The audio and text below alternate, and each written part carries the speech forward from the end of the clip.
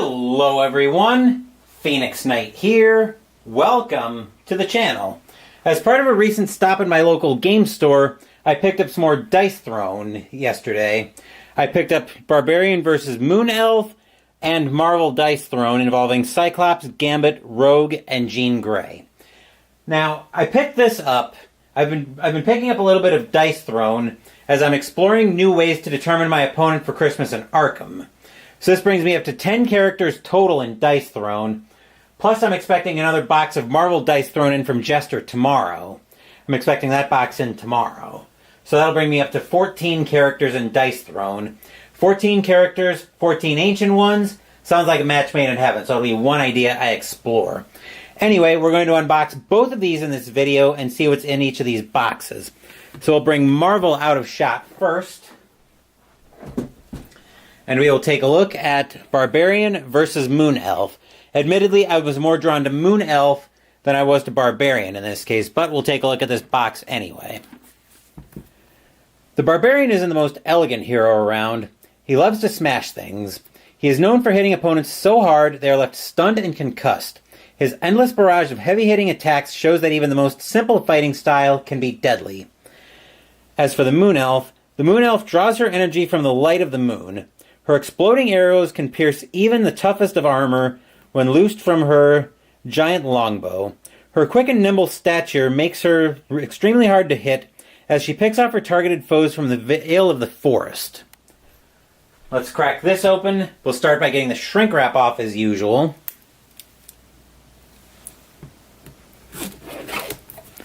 There we are. And we will see what's in here.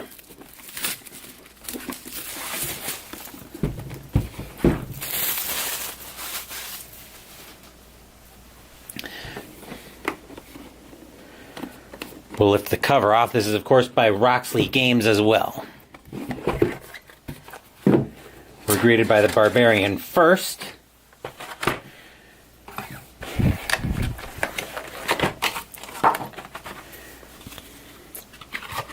There's the art on his abilities, so that's actually very cool. And yeah, it looks like all straight, very straight ahead, very smash mouth in your face. All of that. We've got concussion and stun as his status effects. And he even says weapon of choice, anything that goes chop or smash. Seems pretty simple. We've of course got his individualized dice, which I'm not going to put through the dice tower as a test because I know they work. His life counter, or this combat point counter is what that is. His health counter, and his cards. We'll also get his tokens together, so that's going to be these three. Everything else looks to be for the Moon Elf. So I'll put that to the side for the time being.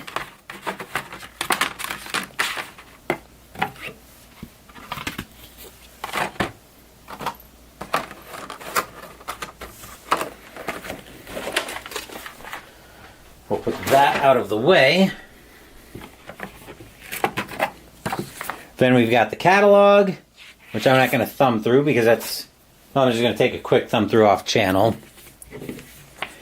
Then we've got the rule book, which I'm not going to thumb through again because it's the same rule book that we've dealt with already. We will, however, take a look at the Moon Elf next. So we'll lift her character trifold out. There's her ability. Once again, great art. Very glossy, but nothing that can be done about that, I don't think. Indeed, the rest of the status effects are for her. Before we get to that, though, we'll take a quick look at her dice. Her combat point dial. Her health dial. And her cards. And we'll punch out the rest of the tokens as they are indeed for her. So we've got the rest of her tokens. And thankfully these tokens punch out very easily.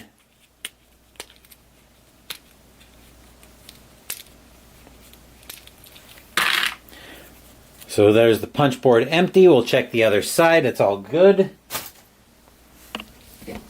So we'll put all of these back in shot. There's her status sheet, along with the other side of that. I'm not going to go through everything.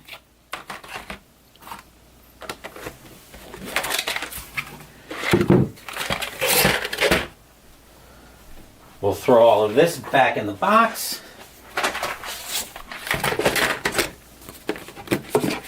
And that's Barbarian versus Moon Elf, ready to enter the collection. I'm not gonna break the cards open until I'm ready to use them.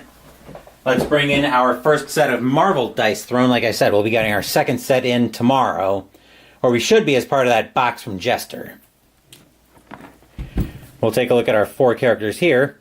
Cyclops first. Scott Summers is the stalwart leader of the X-Men. He reaches deep into the pouches of his mind to craft battle plans that will focus fire on the many foes he faces. While his powerful optic blasts decimate many an enemy, it's Cyclops' leadership that is the true weapon against those that fight the X-Men. Gambit, Remy LeBeau, the man with the red eyes, also known as Le Diable Blanc, began his life as a thief indebted to Mr. Sinister. In the X-Men, Gambit found his true home. With his favorite weapon, a deck of kinetically charged playing cards, he's a hero with highly explosive results. Rogue. Without the capacity to control her mutant ability to absorb memories and powers through touch, the young woman known as Rogue was once on a dark path. However, Rogue has successfully redeemed herself as a heroine and has become influential among the X-Men. Then we've got Jean Grey. Often considered one of the most powerful psychic minds, Jean Grey carries the burden of having to contain the cosmic entity known as the Phoenix Force. When it is corrupted, she becomes the Dark Phoenix and is nigh unstoppable. Delightful. Let's crack this open and see what we've got in here. Assuming I can get in here. Actually, I think we can do this. Rather than try to get in between the lips of the box, we'll just use another access point to get in there. Get the shrink off.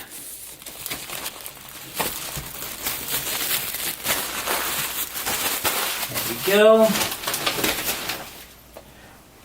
And we'll crack this open to see what we've got in here. We've got special rules for Dice Throne X-Men. We'll look at that at the end separately. Okay, this is a little irritating. I don't mind having the punch board of tokens. This I do mind, though. I don't like having to put the minis together, or the dials together myself. That I'm not a fan of. But we can probably deal with that real quick here. Got a couple of these. This also irritates me. These don't fold. We've got Jean Grey.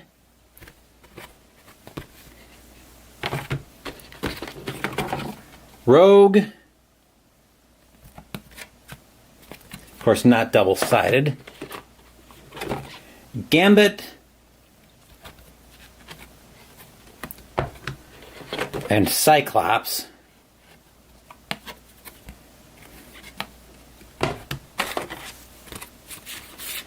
Then we've got Dark Phoenix. There's got to be... Okay, so let me look on Phoenix. Let me look on Jean Grey and see how Dark Phoenix becomes active. Oh, Call of the Phoenix. Jean Grey must begin active on your turn. For all subsequent turns during the upkeep phase, you must switch between Jean Grey and Dark Phoenix. So she switches every turn. Not sure how I feel about that, but we'll find out soon enough. I'm sure when this hits the channel, Dark Phoenix will be one of the characters that we control. There's Dark Phoenix.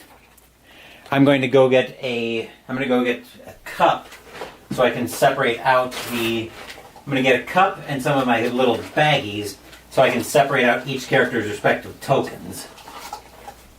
Because I'm very annoyed that the production counter, or that the production quality seems to have dipped a little bit. So we'll get the We'll start clearing out the silica gel where I can find it. I think these are Phoenix's dice. So let's get her counters out first. Looks like some of them are already starting to punch out. The crossed swords are not one of hers, so we'll get that out of the way. We'll actually bring another cup and shot. So of course this standee is Jean Grey. Actually, it might be organized by whose counters are whose. If that's the case, I wouldn't mind that in the slightest. So we've got the force fields. Looks like the flame blasts are hers as well. The acuity.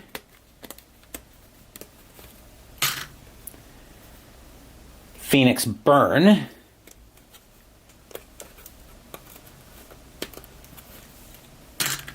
And of course her standee. Which there's her standee. We'll get a bag for... so we'll get a few baggies out for her tokens. What I'm seeing here are these extra tokens. I wonder whose those are. I'm sure we'll find out soon enough.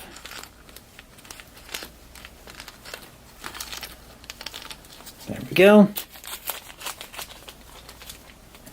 Hopefully we've got the knobs and such for the dials. So that's Phoenix. Then we've got Rogue's tokens. These are Rogue's dice, by the way. We'll get the silica gel out there. Crossed swords are still not hers. So we've got her ionic... we've got her influence. Ionic energy are the numbers. And Skyward, these are hers as well. And then her standee. In case you're playing more than a two-player match.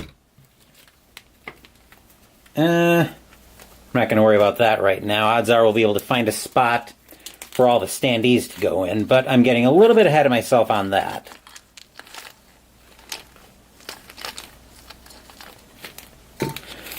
Although I'm not getting that far ahead of myself. We'll check the other sides. We're clear so far there. Okay, so those two are done. Now we'll look at Gambit.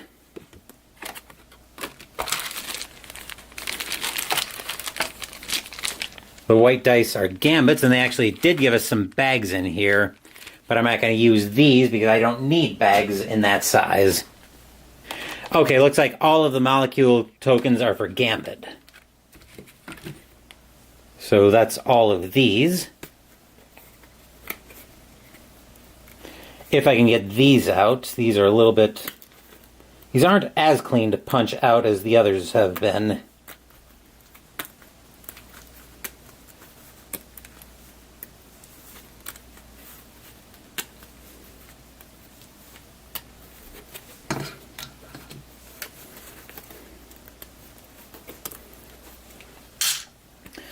Let's see, what else are his? The dissolution, so these are his as well. And the disruptions are his as well.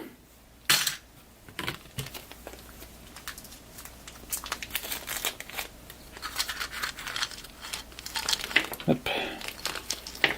Looks like some of the molecular disruption tokens are falling on me.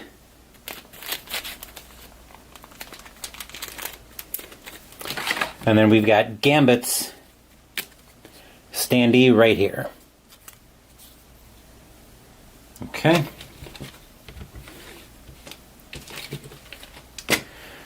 Last but not least, wait a second. Oh, here we go. I was going to say, there should have been the Cyclops. So by process of elimination, the crossed swords belong to Cyclops.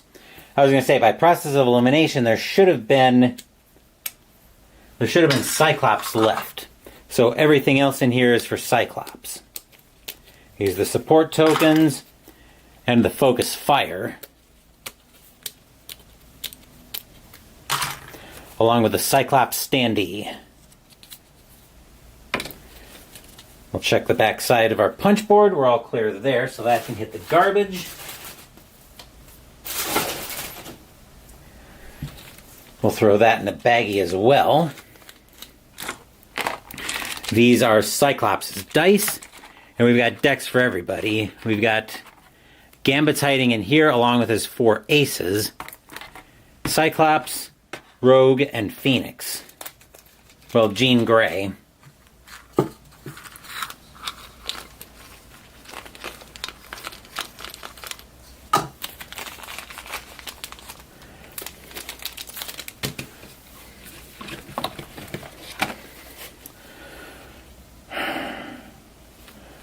Well, actually, let's get into the rule book. That'll probably tell us how to put the dials together for everybody. So let me get all of this out of the way.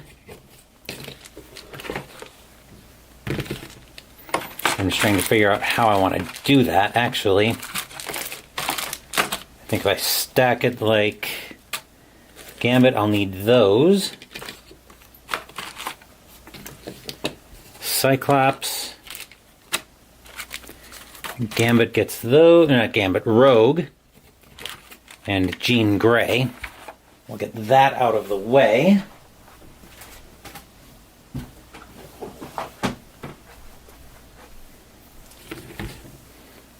get the overlays out of the way as well.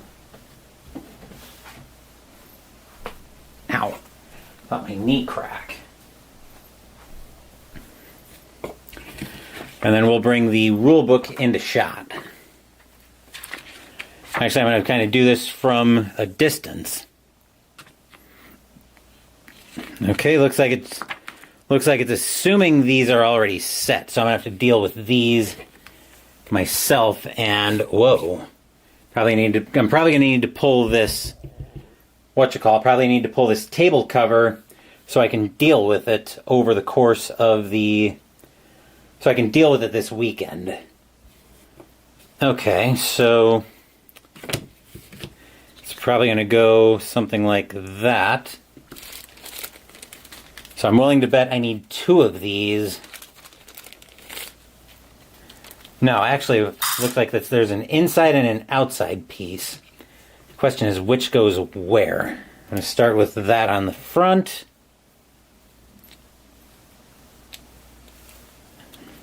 Actually, I think I'm going to go the other way with it without them falling on the ground.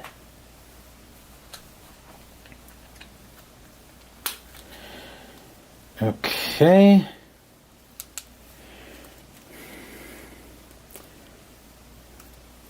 Hold on. That seems like it's setting just fine. Let's see if I can rotate it around. Yes, I can. So that is Jean Grey's combat point counter done. We'll go ahead and deal with the combat point counters first, although looks like I just had Jean Grey's health dial fall out on me. So we'll get Rogue's done next. I think, what did we say? The in piece goes in the back. Or the one that takes an input, then the one with the peg goes in front, like so. Okay, that's Rogue's combat point dial now done. I'll separate these out for the time being. Actually, I'm going to go ahead and deal with, since I've got Phoenix and Rogue's combat point or health counters out, I'm going to go ahead and deal with those now.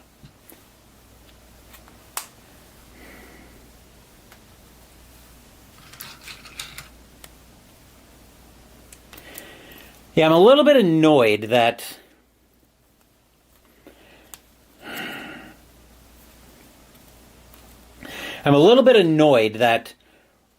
it looks like the OP actually went with having to do this ourselves.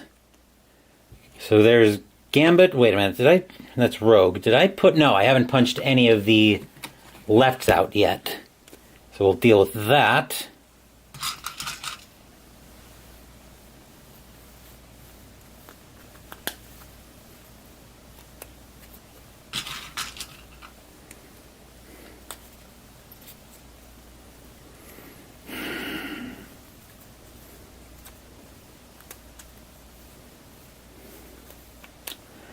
Oh joy, that back counter, the back one decided it didn't want to stay for me. Oop, I've got an outside piece, I've got a back piece as well. There we go. Oop. Preferably without dropping it, but yep.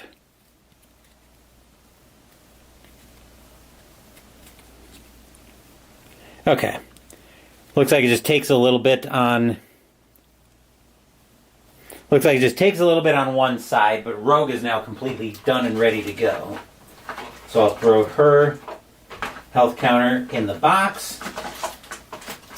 So Rogue is completely done. We'll go ahead and deal with Phoenix's health counter next. We'll take the extra punch board. We'll throw that in the garbage. And we'll get a left out for Phoenix.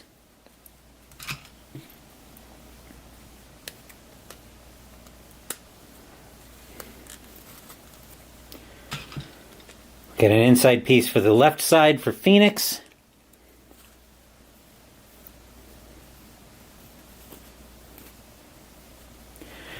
So we are taking a little bit of an aside here from going through the rule book, but I want to make sure this gets dealt with so I don't forget later.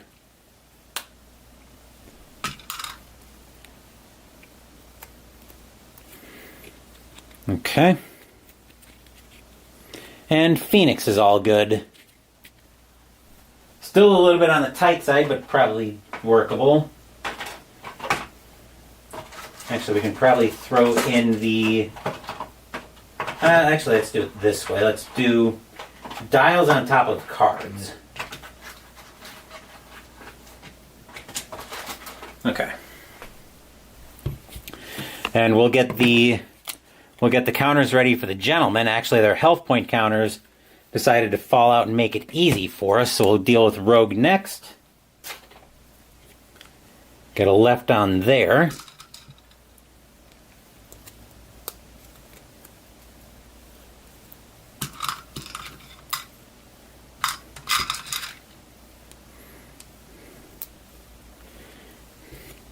Then we'll take the right for Rogue's dial.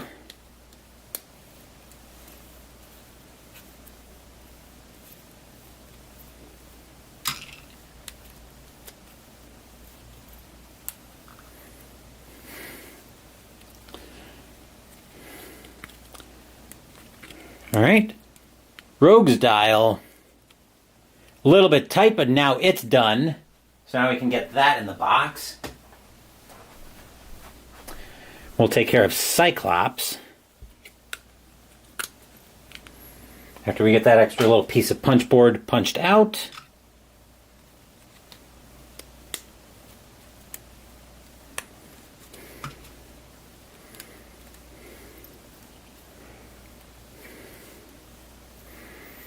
And a left.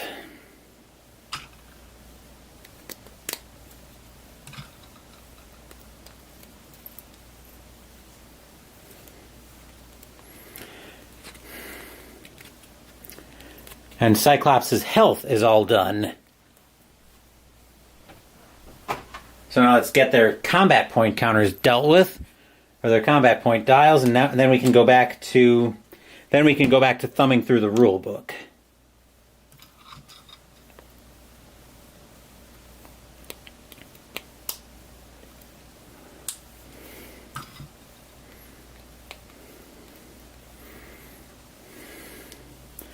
Alright, so there's Cyclops' combat point counter all done. And last up, we've got Rogues.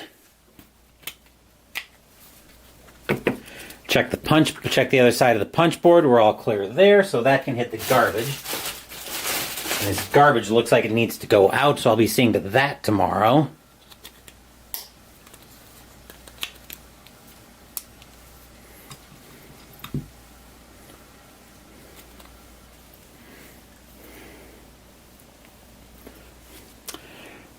And Rogue's combat point dial is now all done as well. So everybody all set to go. Which means I'm going to start reorganizing the box at least a little bit, and then we will thumb through the rule book.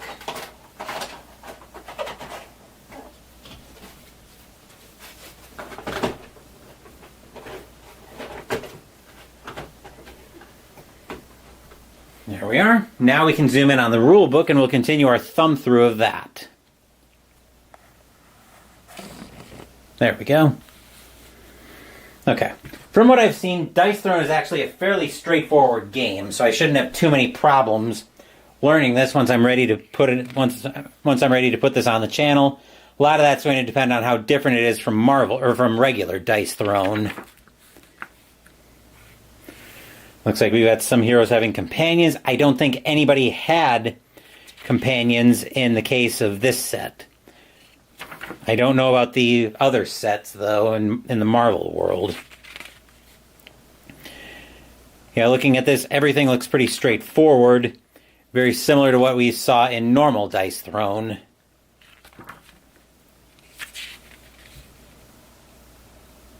Okay. Got all of that. And our quick reference sheet. Cool. So the Marvel rulebook isn't very different from the regular rules. But that is everything in the box for both of these boxes of Dice Throne. This one's by Roxley Games. Actually, they're both by Roxley Games. I don't know why there's such difference in the production quality between the Marvel set and the regular set. Maybe as time went by, they wanted to start cutting costs. I don't know about that, but I'm not going to speculate about it either. Anyway, I'm rambling. We're all done with these product unboxings. For Dice Throne, at least. I do have 2 more games that I want to get to tonight. So now I'm caught up on everything that came in from yesterday's haul. So now I'm turning my attention to what I got from Noble Knight earlier today. Thank you for watching the video. Please give the video a thumbs up and subscribe to the channel. Be sure to turn on notifications so you get my content. Be well, stay safe, take care of yourselves and your loved ones, and I'll be back with more videos in the future. Until then, take care everyone.